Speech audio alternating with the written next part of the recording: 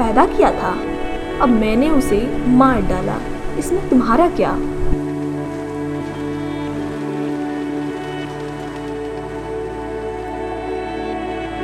Crime की इस घटना ने माँ की ममता का गला घोट दिया।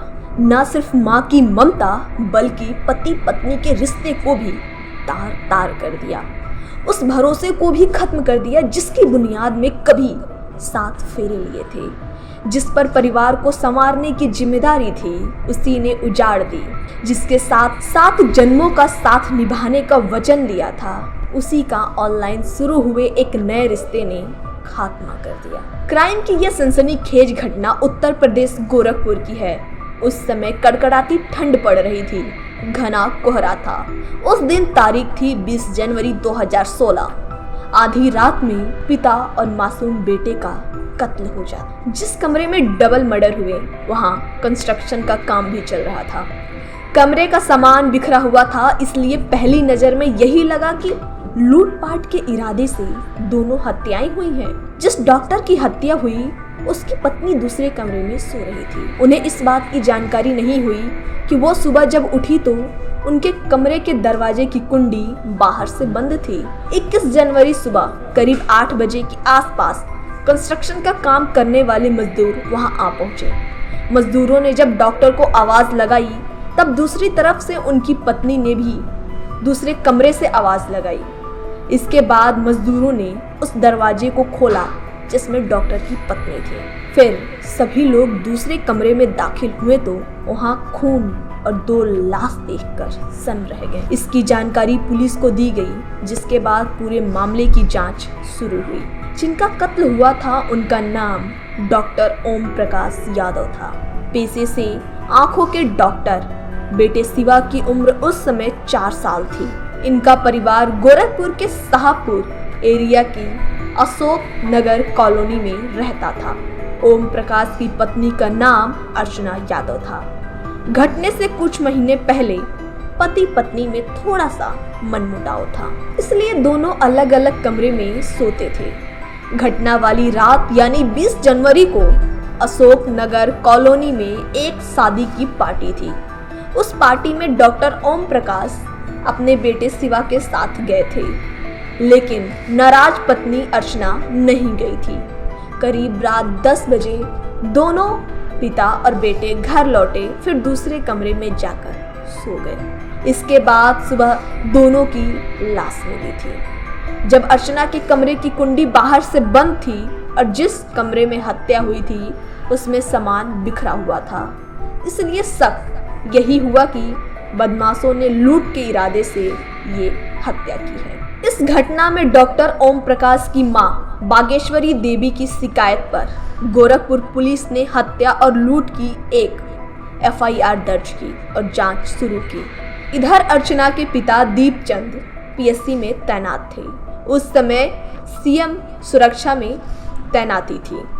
ड्यूटी लखनऊ के मुख्यमंत्री आवास पर थी, इसलिए जैसे ही इस घटना की जानकारी अर्चना के पिता को हुई उन्होंने तुरंत CM ऑफिस से ही अपने बेटी के पति और बेटे के कातिल का पता लगवाने के लिए गोरखपुर के SSP को फ़ोन करवाया। CM ऑफिस से फ़ोन आते ही पुलिस विभाग में हड़कंप मच गया। आनन फानन में उस समय SSP, IPS अधिकारी, लव कुमार समेत तमाम अधिकारी और फॉरेंसिक टीम मौके पर पहुंची। जब छानबीन शुरू हुई, परिवार के लोगों से पूछताछ और जानकारी ली जाने लगी। ओम प्रकाश की पत्नी बार बार बेटे और पति के मौत पर रो रही थी।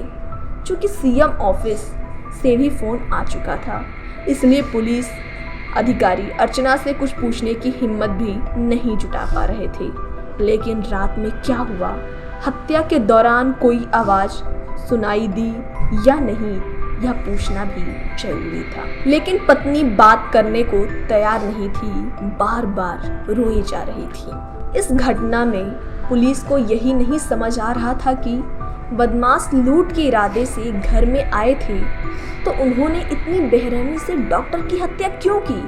अगर डॉक्टर ओम प्रकाश की हत्या कर भी दी डाली तो बच्चे को क्यों मारा। लुटेरों के सामने बच्चा क्या कर सकता था। विरोध भी नहीं कर सकता था। ऐसे में एक ही बात बचती थी कि बच्चा लुटेरों को पहचानता हो। ऐसे में घर के काम करने वाले मजदूरों पर भी हत्या करने का शक था, क्योंकि वही दिन में वहाँ हो रहे कंस्ट्रक्शन का काम कर रहे थे। लिहाजा पुलिस ने काम करने वाले मजदूरों को ठेकेदारों से भी पूछताछ की, लेकिन कोई सुराग नहीं मिला। इसके बाद पुलिस ने डॉक्टर ओम प्रकाश के पुराने इतिहास को खंगालना शुरू किया। तब उनकी माँ ने पूरी जानकारी दी थी। माँ बागेश्वरी देवी ने बताया कि बेटे ओम प्रकाश की ये दूसरी शादी थी। इससे पहले साल 2007 में ओम प्रकाश की शादी सिंगापुर में रहने वाली लड़की से हुई थी। हालांकि परिवार पहले गोरखपुर में ही रहता था, लेकिन ये शादी ज़्यादा दिन तक नहीं चली, क्योंकि सिंगापुर में पढ़ी लिखी लड़कियों को यहाँ घुटन सी हो रही थी। इसलिए 6 महीने बाद ही वो सिंगापुर लौट गई। वहाँ बैंक में नौकरी करने लगी थी। इसके बाद दोनों में तलाक हो गया, तो फिर से ओम प्रकाश की शादी की तैयारी शुरू हुई। 6 महीने में ही शादी टूट गई थी। फिर परिवार के लोग तलाकशुदा के बजाय नई लड़की से शादी करना चाहते थे। इधर ओम प्रकाश की डॉक्टरी भी अच्छी चलती थी। ओम प्रकाश के बड़े भाई राजकुमार यूपी पुलिस में इंस्पेक्टर थे। इनके पिता की मौत हो गई थी, इसलिए माँ के साथ दोनों भाई रहते थे। इसी बीच दीपचंद यादव की बेटी अर्चना का रिश्ता आया था। दोनों परिवार में अच्छी बात हुई। इसके बाद दोनों की रजामंदी से साल 2009 में डॉक्टर ओम प्रकाश की शादी अर्चना यादव से हुई। शुरू के दिनों में सब कुछ ठीक चल रहा था, लेकिन कुछ समय बाद ही अर्चना ने जॉइंट फैमिली में रहने से मना करने लगी। वह कहने लगी थी कि घर में काफ़ी काम करना पड़ता है, इसलिए वो पति के साथ अलग रहना चाहती है। लेकिन डॉक्टर ओम प्रकाश अलग नहीं होना चाहते थे। यहीं से परिवार में विवाद शुरू हुआ। आखिरकार परिवार में ओम प्रकाश और अर्चना ने अपना किचन अलग कर लिया और घर के दूसरे फ्लैट में रहने लगे। अर्चना ओम प्रकाश की शादी के 3 साल बाद 2012 में एक बेटा हुआ। उसे घर पर शिवा बुलाते थे। पुलिस को डॉक्टर की मां बागेश्वरी ने यह भी बताया कि पिछले काफ़ी समय से दोनों पति पत्नी में खूब झगड़े होते रहते थे।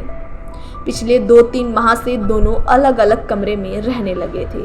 अब ये बात पता चलते ही पुलिस की जांच की दिशा दूसरी तरफ मुड़ी।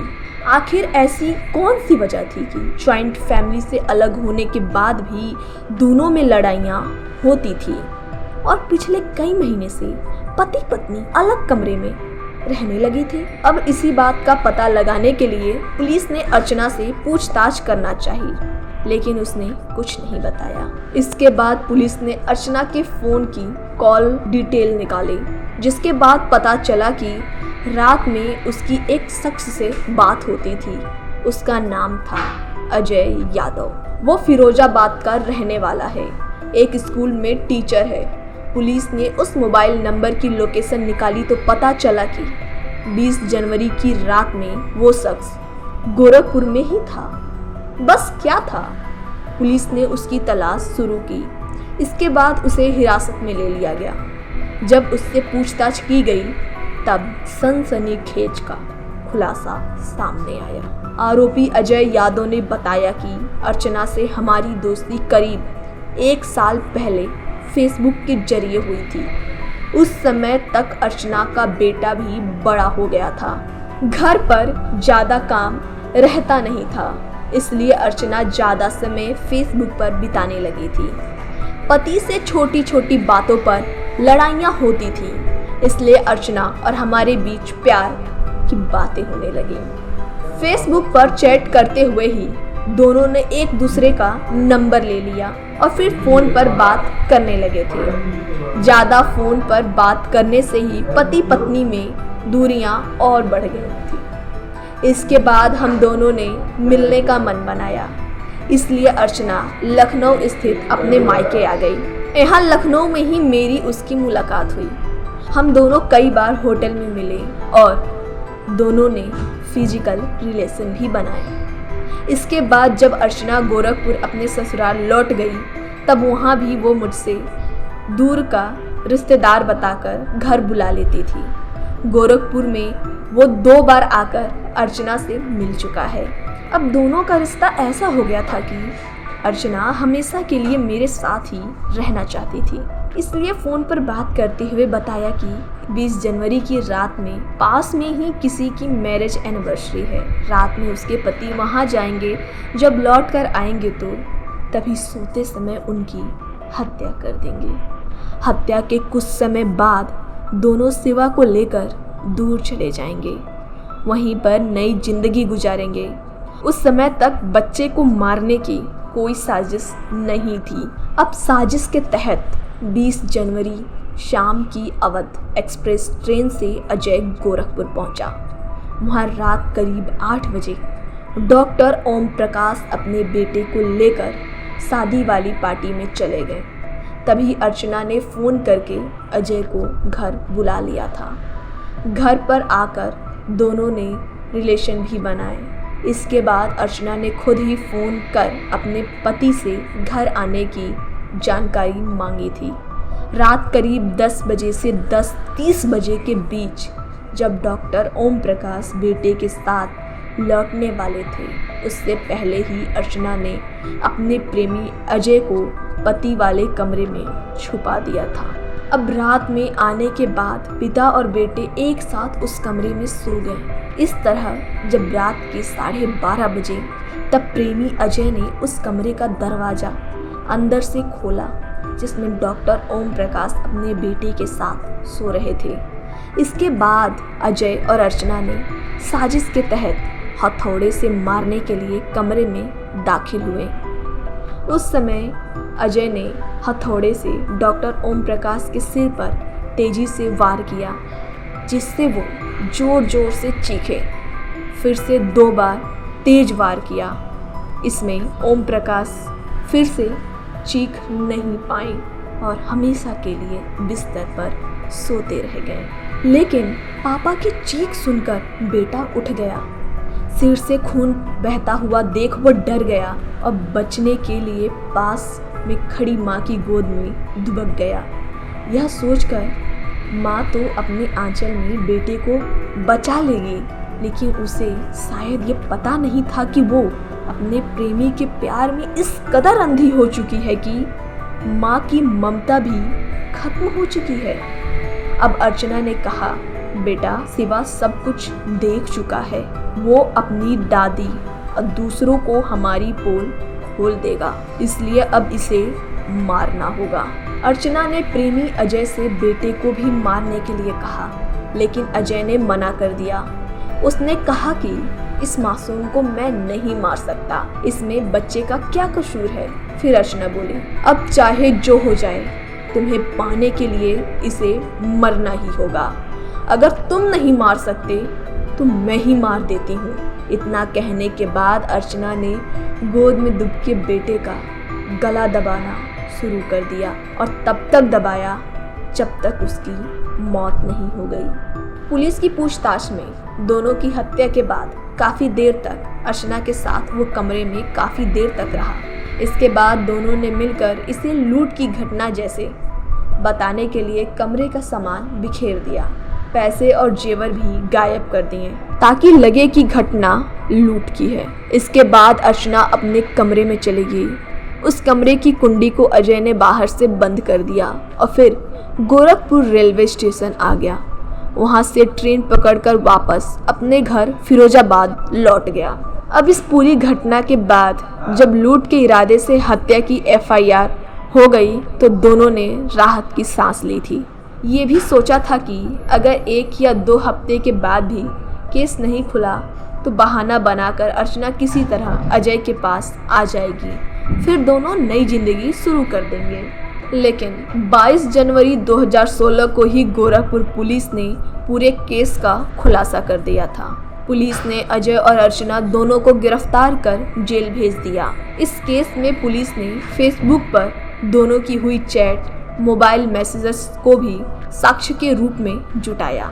इस केस में 17 अक्टूबर 2020 को गोरखपुर की अदालत ने अर्चना यादव और अजय यादव को दोषी साबित करते हुए उम्र कैद की सजा सुनाई थी।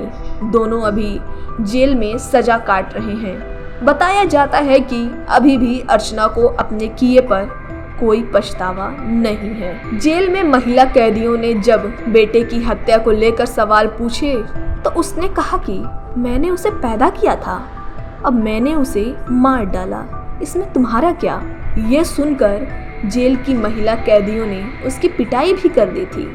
इसके अलावा जेल प्रशासन से कई बार अर्चना ने पुलिस बैरक में बंद अजय से मिलने की गुहार लगा चुकी है, लेकिन दोनों में कानूनी तौर पर शादी नहीं होने की वजह से जेल प्रशासन उन्हें मिलने की अनुमति नहीं देता है।